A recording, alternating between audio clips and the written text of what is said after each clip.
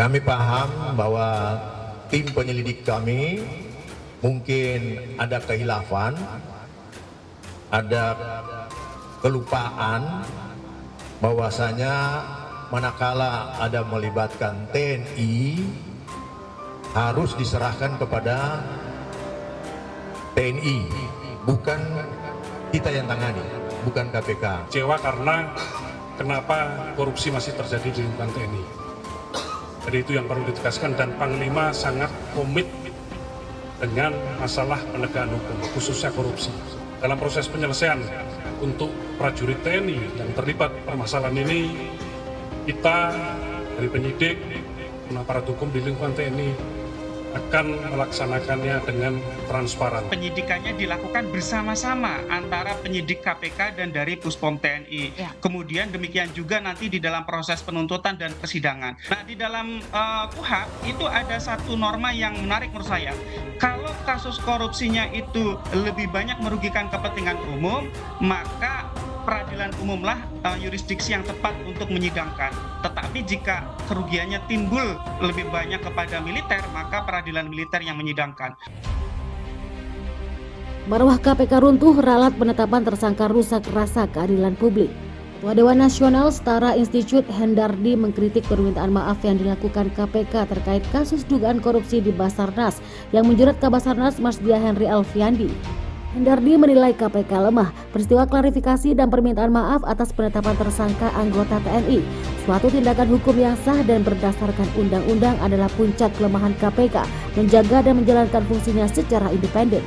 KPK memilih tunduk pada intimidasi institusi TNI yang sebenarnya bertentangan dengan prinsip kesamaan di muka hukum sebagaimana amanat konstitusi.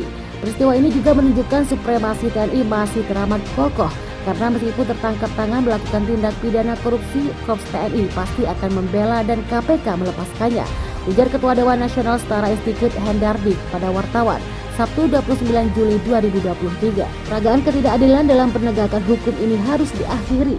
Presiden dan DPR tidak bisa membiarkan konflik norma dalam berbagai undang-undang di atas terus menjadi instrumen ketidakadilan yang melembaga imbuhnya. Hendardi lantas menyoroti permintaan maaf KPK yang dilakukan setelah TNI menyatakan keberatan atas penetapan tersangka tersebut.